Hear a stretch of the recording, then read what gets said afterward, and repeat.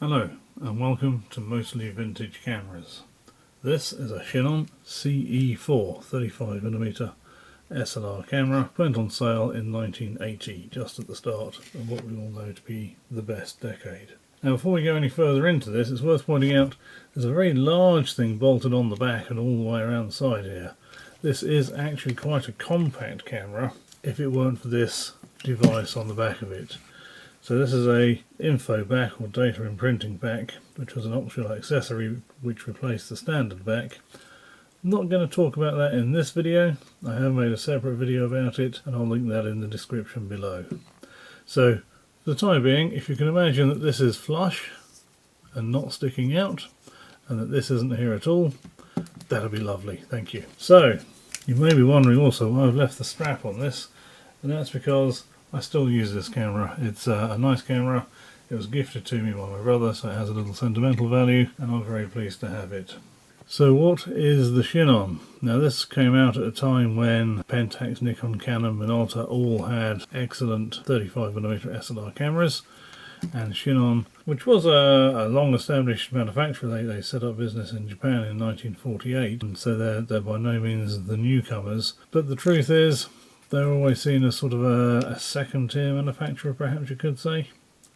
Maybe that was fair, maybe it was unfair. But if Chinon made a camera that had the same spec as a Pentax or a Minolta, people would likely buy the Pentax or the Minolta. So Chinon always had to aim for a slightly higher specification at a slightly lower price point. And in the UK in particular, they were sold exclusively through a retailer, a consumer electronics retailer called Dixons. Many people in the UK will be familiar with the Dixons name. They used to have a chain of high street stores with all manner of weird and wonderful consumer electronic gadgetry, VCRs. They're always very keen to bring the new technology at the lowest price point. So you'd have seen in the day, video cassette recorders under £1,000, video camcorders under £1,000, CD players under £99.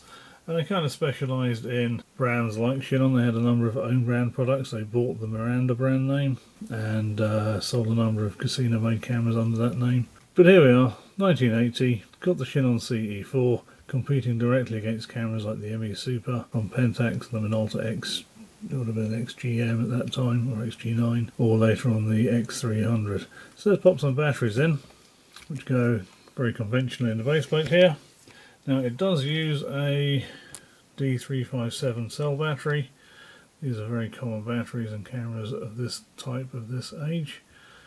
Less commonly it uses not one or two, three, which is a bit unusual, but not a problem. These batteries are remarkably inexpensive these days, especially if you buy them in strips of 10. But make sure you get silver oxide ones.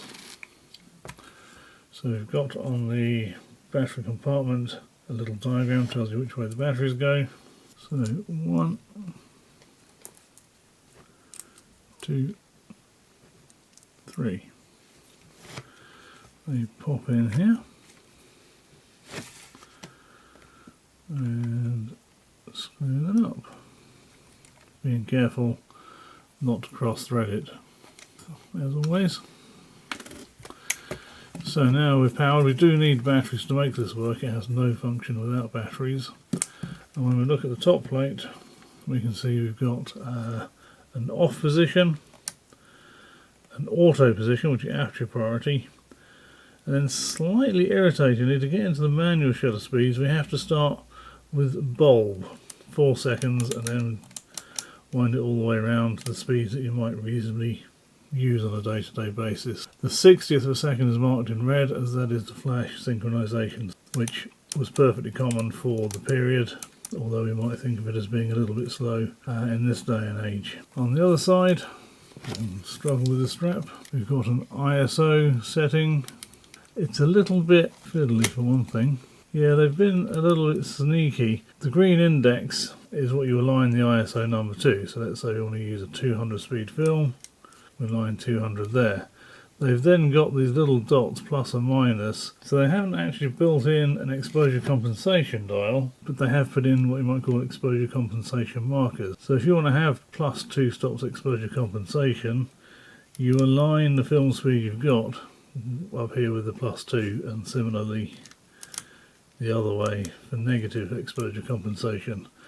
You do run the risk of that. It works perfectly well, I mean, lots of people do that, but compared to having a dedicated plus-minus exposure compensation dial that leaves the ISO set to its true speed, you do run the risk that if you set exposure compensation, you forget you've done it, you might forget what speed film you have in the camera. But just a way of adding that feature, exposure compensation, without adding an extra bar to it.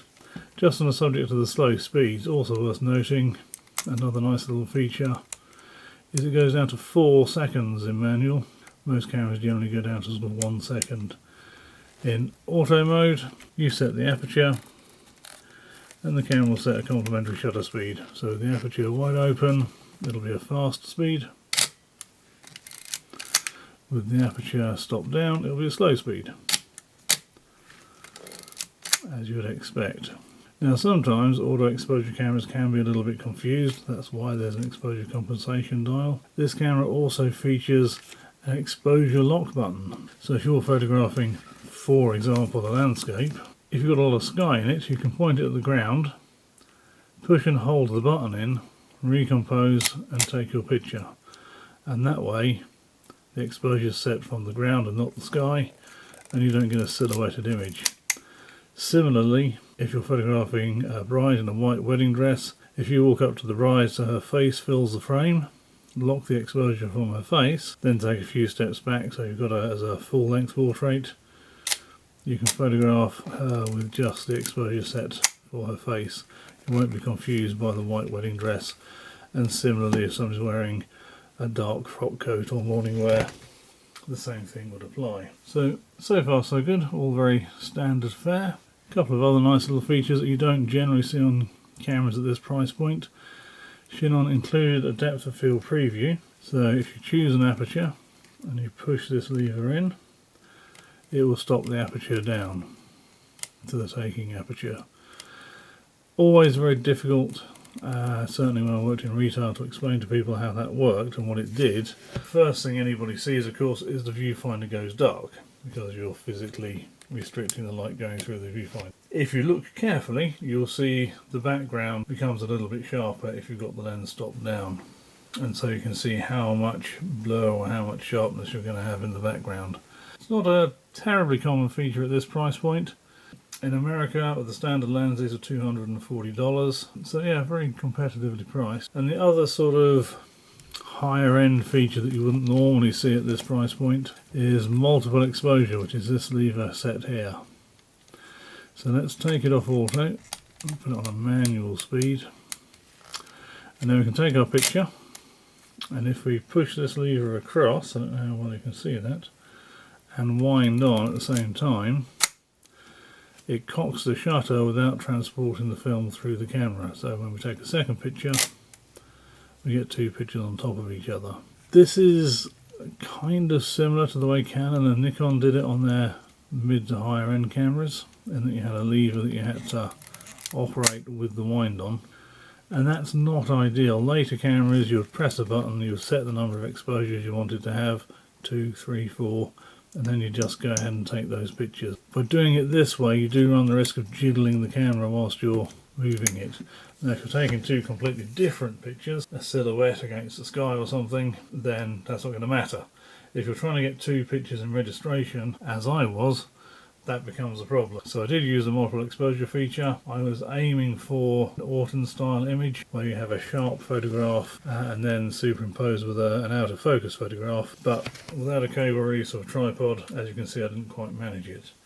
That being said, I think this double exposure with the sort of the squarish sided architecture in this area looks quite nice, looks quite abstract, that would be the word. Now let's take a look at film loading. Very standard fare on this. Again, ignore all this, pretend this is a plain black film door. That pops open. Now the shutter on this, I've heard it described as being variously made by Seiko and designed by, but I suspect it probably was made by Seiko. It looks, feels and sounds a lot like a Pentax shutter from the period, an ME type shutter. So feed the leader in here, put the film cassette in here, fire and wind. Just want to make sure these sprockets are engaged, and I like to take up the tension in the film cassette just to be on the safe side. Fire and wind, and there I can see this is all properly engaged. So close the back, take 2 more pictures, and because we've tensioned the film cassette we can see this turn as a double check. So then we go ahead and take all our photographs, and when we get to the end of the roll of the film, again conventional fare, we push the rewind release pin in. I always feel it's a good idea to keep that pressed in whilst I'm turning the crank, but in theory you shouldn't have to. The crank extends and away you go. You just turn that until there's no more resistance.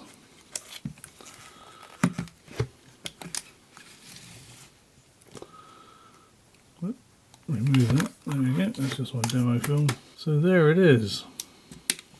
Quite a well specified camera. Now we should take a little look in the viewfinder display. Now in manual mode, the shutter speed you set will blink, and the shutter speed the camera recommends, this is on the scale on the left hand side, will be constant. So there's 2 red lights, a blinking red light that you have chosen, and the shutter speed the camera recommends you choose. Now obviously as you change the aperture, the camera will change its recommendation. So you can either choose an aperture so it marries up with the speed you've set, or if you feel that the exposure lighting is a little bit tricky, you set an aperture so that it chooses a speed faster or lower by the degree you wish to under or overexpose. Equally, if you want to use a certain aperture, then you just set the aperture, f11 perhaps, it will recommend a speed and you just dial that speed in as you see fit. Now in auto mode, things are a little bit easier. You set the aperture, it sets the shutter speed, and it displays the shutter speed in the viewfinder. Quite often on cameras, aperture priority cameras, if your shutter speed falls below a 60th, it will flash a light to warn you that the shutter speed may cause camera shake. On this camera it doesn't, unfortunately. Just worth mentioning this lens for a moment. It's a 50mm 1.7, sorry I beg your pardon, it's a 50mm 1.9. It's the standard lens that came with the camera typically. Quite often these are packaged up with a zoom lens as well. Now I use this lens quite a bit in very bright lighting, so it might not be the most fair comparison. But it is a very sharp lens. That's the first thing I would say about it. It is surprising. That's the good news out of the way. The bad news is the multi-coating on this lens, it doesn't seem to match the best out there. So it does seem a little bit more prone to flare. And the iris on this has 1, 2, 3, 4, 5, 6 blades. They're dead straight. They don't curve at all. If you look at the Sheikah 50mm lens of the same period, which is also, some would say, a kind of second tier manufacturer, that also has 6 blades, but they have a pronounced curve to them. So the outer focus areas tend to be a little bit softer. So you don't get the most pleasing bokeh with this. So if you look at this picture, we are shooting into the sun, and we are getting pronounced camera flare, or pronounced lens flare I should say, as you'd expect, to be fair. And you see that very predominant hexagonal shape, which is taking on the shape of the iris. In modern optics we tend to have more iris blades, they tend to be more rounded, you tend to get more of a circular flare. But even in this image, where we're not looking directly in the flowers and the foliage below, we are getting a little bit of those little blue flecks, which is internal lens reflection or internal reflection. Not the end of the world. And in the UK certainly, very rare we see sunshine. So let's go ahead and look at some photographs. I think they pretty much speak for themselves. This first one, we can see the background is thrown out of focus, and the bokeh is, you know, it's blurry in the background. It doesn't have that smoothness that people find desirable these days. But moving on, the colour rendition is excellent.